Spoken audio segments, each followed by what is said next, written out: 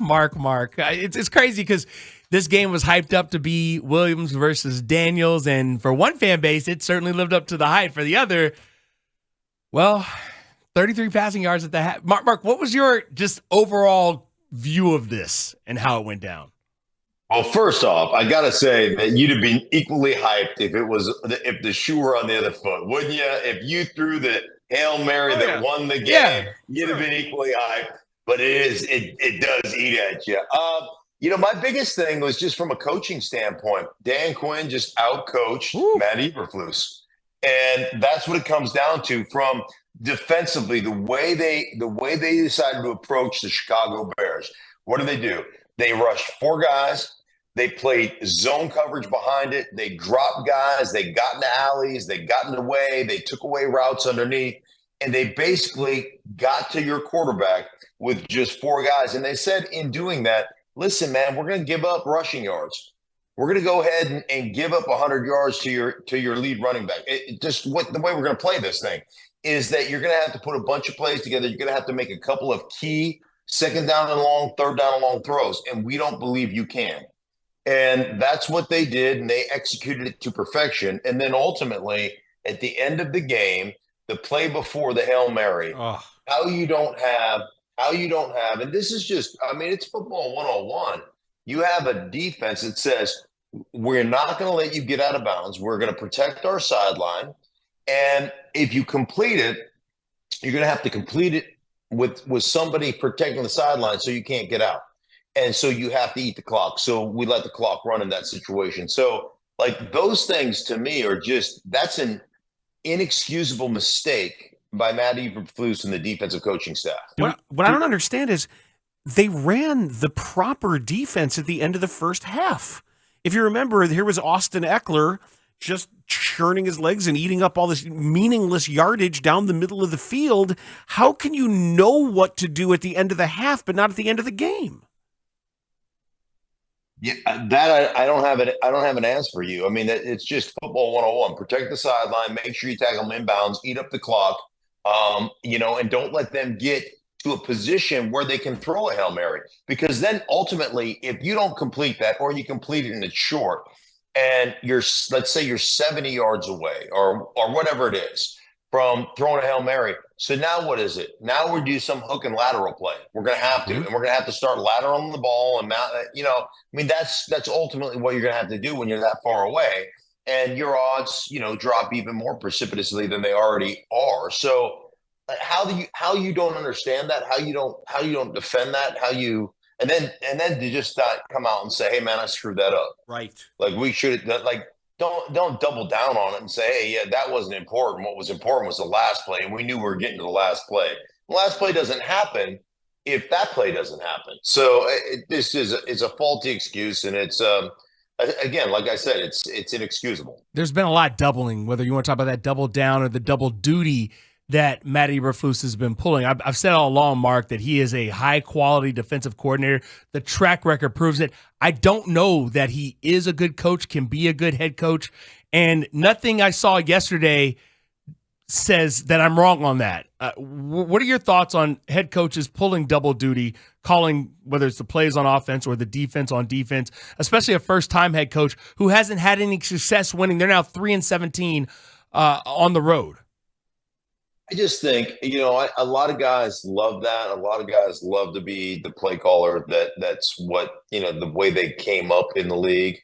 And I understand that. And I've seen that from a lot of coaches. I just think it puts so much more on you, and you lose connectivity with the rest of your team.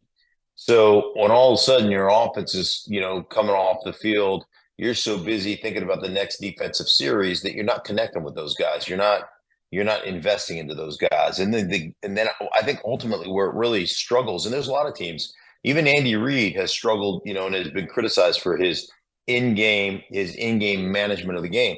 I think some of that stuff slips. And it's funny, if you flip to the other side, Dan Quinn gave up his play calling duties. He said, I'm not going to do it anymore. I need to manage my football team, and I need to be invested in all phases of my football team, and I need to connect with my young quarterback. I need to do these things because it's the most important aspect of my job. So on the other sideline, You have Dan Quinn, who gave it up, brought in Witt from Dallas with him to manage the day-to-day game calling. He still goes through the game plans. He still checks them off and does all that stuff. But the bottom line is I need to invest and figure out how I'm going to coach this team. And it's funny how it paid dividends early in the year, because early in the year, as I did several Washington games and got to sit down with Dan and talk to him, like understanding that, hey, our defense is a liability right now. We don't have the personnel that we would like to have on the defensive side of the ball. And offensively, I'm going to have to err on the side of being aggressive. So I need to be involved in every fourth down decision. I need to be, every time we cross the 50, I need to start thinking this as a potential 4-down territory based upon, down and distance and how I'm feeling about this, because ultimately my defense is not going to be able to hold up long term.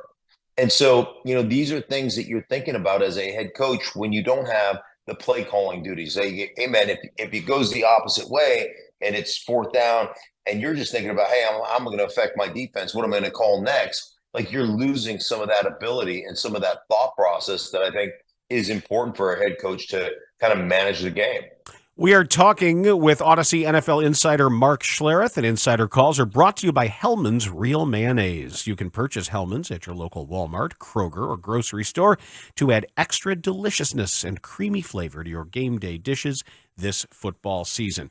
It's one thing to have the play sheet in front of you. It's another thing to be a head coach with a headset to retain veto power over any call that's made. And that's very different. And just to say, all right, what are we running here? No. We can run it, but don't run that.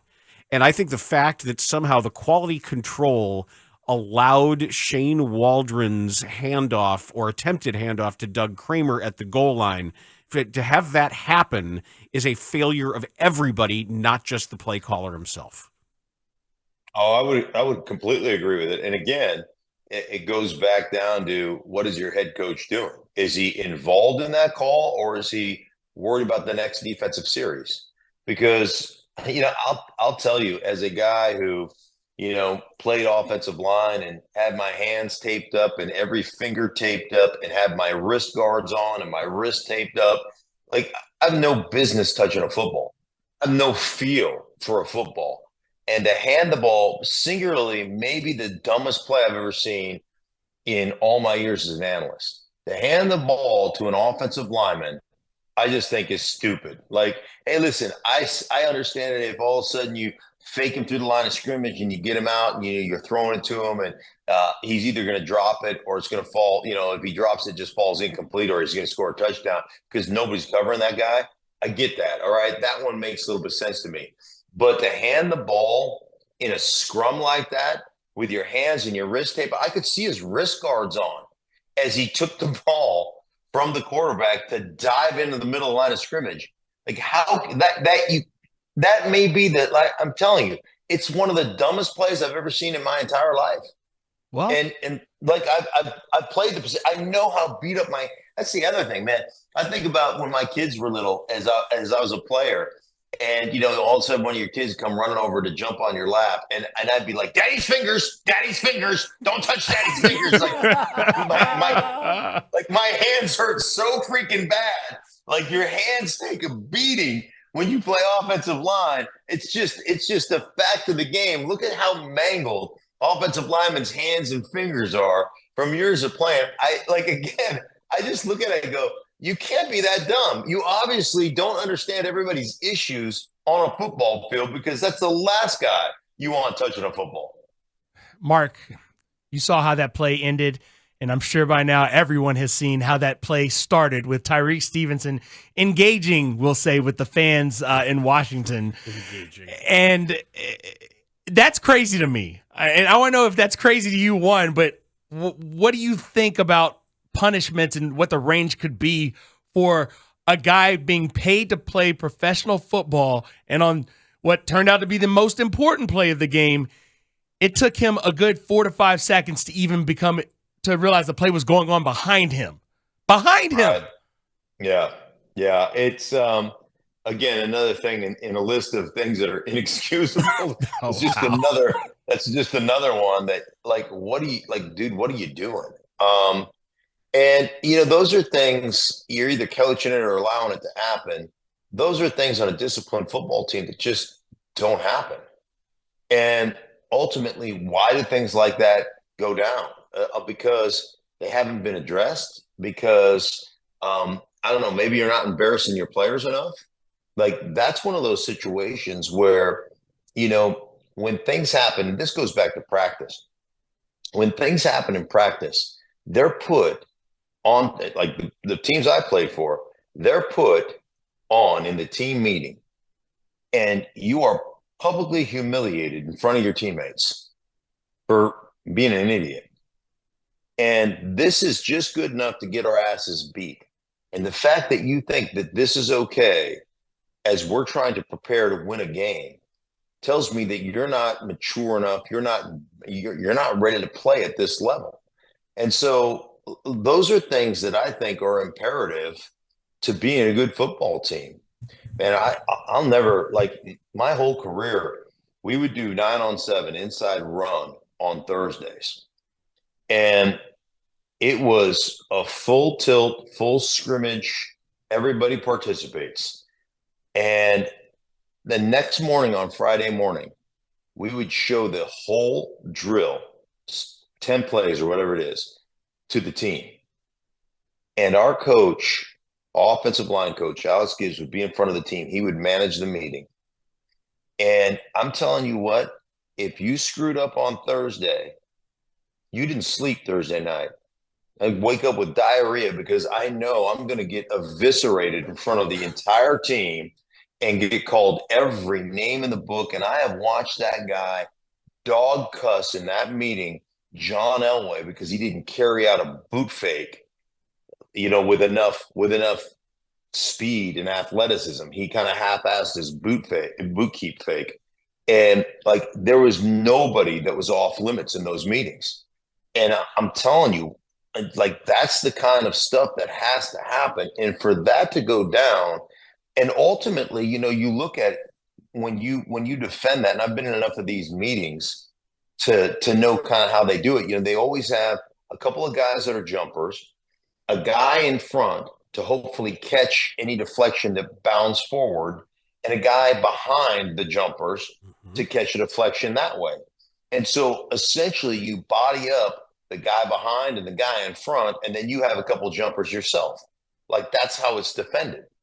And the fact that Noah Brown is standing back there with not one person around him tells me that somebody didn't do their assignment. And I'm assuming it was Tyreek Stevenson because he was too busy jawing with the Washington fans at the time to get out there and box a dude out. So, those are the things that end up costing you a game. And those are the things at the end of the season that you look at it and go, man, we were one game away from making the playoffs.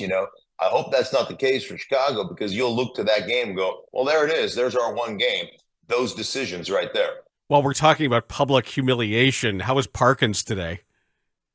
Oh, it was awesome. He always comes with a bunch of graphs, and he's always the smartest guy in the room. And I got all this statistical analysis, and he's been telling me for months that trending up, if the graph goes on an upward trajectory, that's good.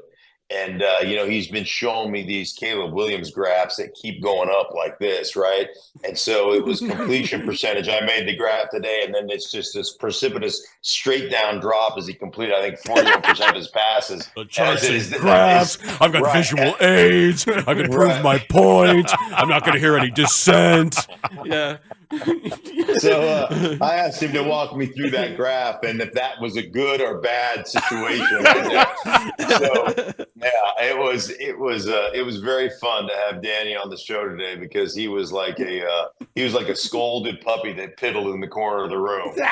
Mark, I want to get your thoughts before we let you go about Shane Waldron, and just they're coming off the bye, mind you. And to put up that type of offensive performance in the first half, in which Caleb Williams had 33 yards. Now, it wasn't all on – I'm not saying it was all on the play calling, because Caleb had plenty of passes that he did not execute. But what do you make of the situation where the offensive coordinator has yet to get it done against a quality team? Because we could talk about the 3-game winning streak, but let's be real. Those 3 teams weren't good. Yeah. It's your ability to put a plan together, but your ability to adjust the plan when your quarterback is not playing well, how do we create some easy throws? How do we create some confidence building throws, if you will, some rhythm throws? How do we make a quick throw that essentially gets us into a second down and short situation? How do we get back into a rhythm offensively when we're completely out of rhythm? And one of the ways you run the ball. But off of the run game, when you're having that kind of success, there are some hard run action, play action stuff that is just like stealing. And those things you have to be able to execute, and you have to get into those things. The type of runs where you run fake 18, you boot out the backside, and I don't want to hear, hey, well, they're playing wide nines or whatever. You pin, you get outside that, and you create these easy progressions that are half field reads. You get the ball to somebody and let them do the work, and it gets you back into this kind of quote unquote rhythm. And I just never saw any consistency in the passing game. You're right. He missed some throws that were open. But that's part of being out of a rhythm. That's part of not. So how do we create some easy throws, some rhythm throws, some throws that get you back into kind of a confident frame of mind? And I just never saw that consistently happen yesterday. Mark Schlereth, thanks for taking the time today. Much appreciated. And tell Parkins we love him, but I fully endorse any of that. Yeah, your Parkins imitation. It's spot on, right? Oh my gosh, it's awesome. It is awesome. Well, I hope I get to break it out again at some point soon. Right. Give him a big hug from us, and then hit him in the back of the head. All right, sounds good. All right, thank you.